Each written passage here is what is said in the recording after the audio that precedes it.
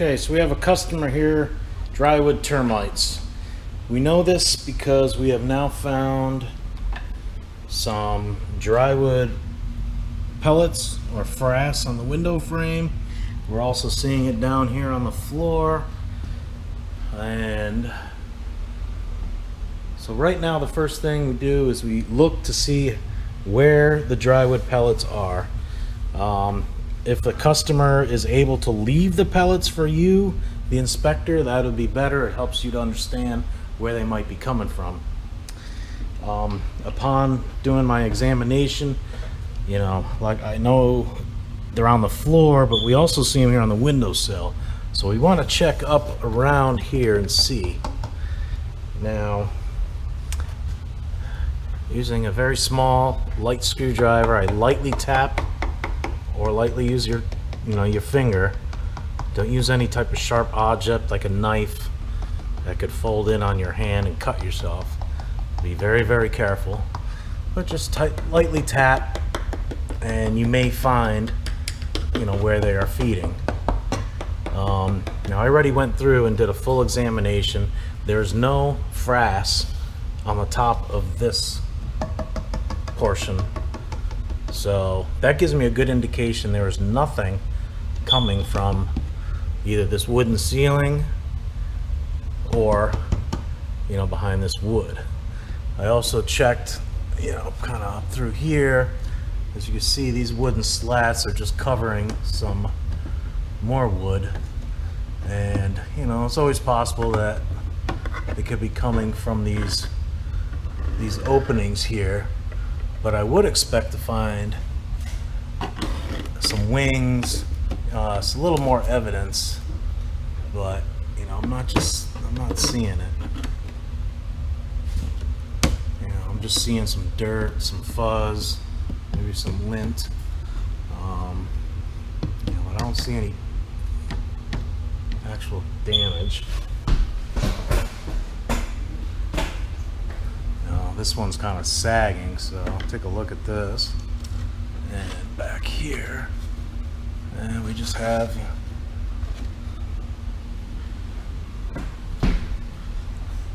there's nothing up there. As you can see, this wood is fine. There's no drywood termites. The stuff that's fallen here is just dirt. Years of accumulating.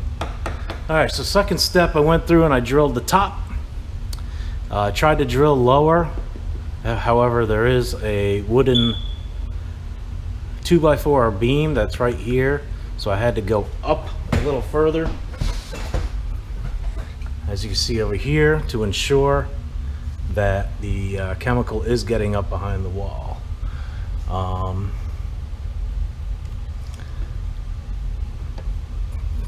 And then I also drilled right down below here. You can see 1, 2, 3, 4, 5 holes here. And then I also ran up along the left side. And what we did was we injected Termite foam, make our way to the kitchen. We got a breaker box. I'm looking for any type of sticker indicating any type of termite treatments. Another place they might stick them is underneath kitchen sinks.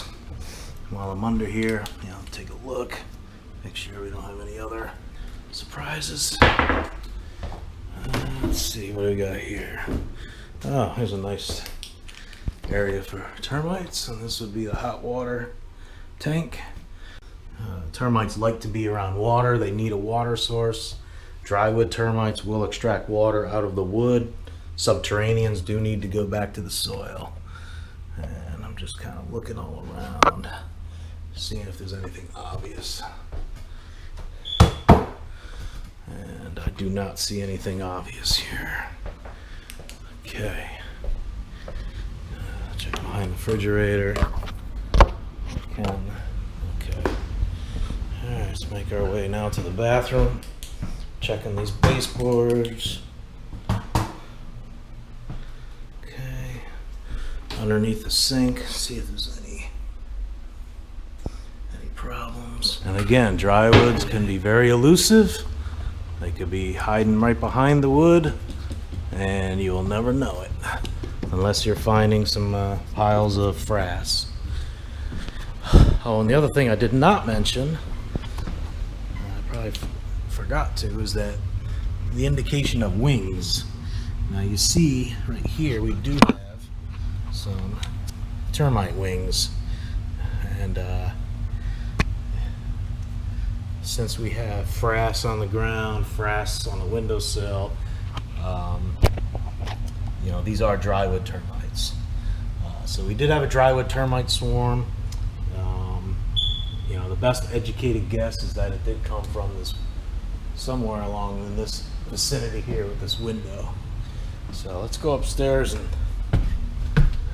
we are currently upstairs. The customer did indicate that they had a concern with this window frame regarding termites, and it would seem as the reason for that is because of some of the dirt that we're seeing down here that looks similar to frass ejected by drywood termites.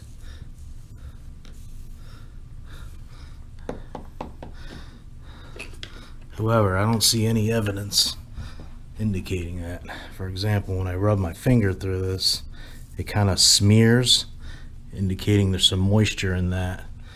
Drywood pellet frass will not make a smear, as there's almost 0% water within those pellets. I also checked the wood real good. Again, using the back side of a screwdriver. You do not want to leave little indentation and marks on people's homes. And you know, you want to be absolutely confident. And you know, this is about as solid as it gets.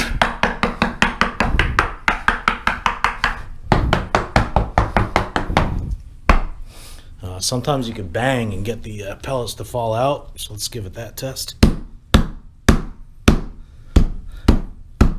Now we do got some coming out.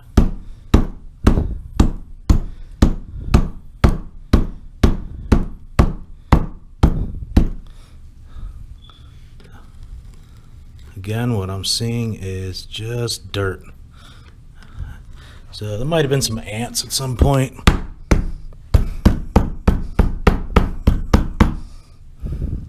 Leaving these piles here, but this is not termite frass. This is just some dirt that has accumulated up behind this wooden frame for whatever reason. But, and the other tell, as you kind of look over here through the carpets, I mean, there is no drywood frass at all. So you just got a little bit of dirt accumulating right here in this corner. You know, it must be just falling right from up under here. Again, you know, I checked the baseboard. Baseboard's solid. Window frame is good. So there's no issues here. Sometimes with drywood termites, you're gonna see exit holes, and that's where the frass comes from. They'll push it out of these little exit holes, and they look similar, but obviously these holes are all man-made holes to keep these plywood up, as they were nailed into the up here. So these are not exit holes for termites. Our customer also indicated drywood termites on this T111 siding. However, when you take a look, you see it's nice and soft and spongy. And without doing a great deal of damage, you can kind of open up behind the paint and see that this is completely different than drywood termites. It's very soft, meaning it's been getting wet for a number of years. You can see where they caulked it and tried to kind of fix it up a little bit. But there is no evidence of any termites. Now this is conducive to termites, and you get termites to carpenter ants because they like to reinfest wet fungus infested wood. which this is, but as you can see, this is just wood that has gotten wet and is no way associated with drywood termites at all. In addition, I'd like to say that this is something that needs to be reported on any WDO report. This is considered a wood decaying fungi on this T111 siding, and this will just continue to get worse and needs to be replaced. What I want to do is check up into these little holes that are not holes but little gaps where you can kind of see through. What am I looking for in here? Wings, and of course frass as well. But typically in corners you might have some dust, cobwebs, and wings will stick to those, and you'll kind of see the wings kind of just dangling or kind of messed up inside the webbing of spiders or some of the dirt and dust. It would just kind of get accumulated in it, and you know, there's no indication at all that there's any wings up under here. And that's great news, because that means that, you know, the swarm did not occur up behind the ceiling. Door ejected in. Now we want to fill the holes. I'm going to use some all-purpose adhesive caulk. Make sure it is white. I'm using a white background. It's white. If I were drilling through brown wood, obviously I'd use some wood putty. So very simply, just get a dab of it in there and kind of wipe off the excess, and that should just see it nice and close. Looks great. Get a close up here. You can barely see. All right, let's do a before and after. Here's our before. Our drill. Got a hole right there. Got another hole there.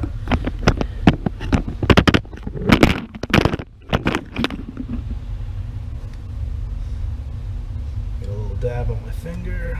Plug it up. Plug it up. Use a cloth to kind of clean it up. Make it look real nice. Okay, we have all the holes now are patched. As you can see, you cannot see them. That's the benefit of using a small drill bit and your white caulk to patch up the holes. As you can see, it's you cannot see any of my drill holes. Very hard to see. You have to kind of get right up on them to see them. Like there's one right there. If I get close enough, but looking good. So the only thing next left to do here is clean up our mess on the floor. I highly recommend do not leave customers' homes dirty like this. No matter how well of a job you did here, a sloppy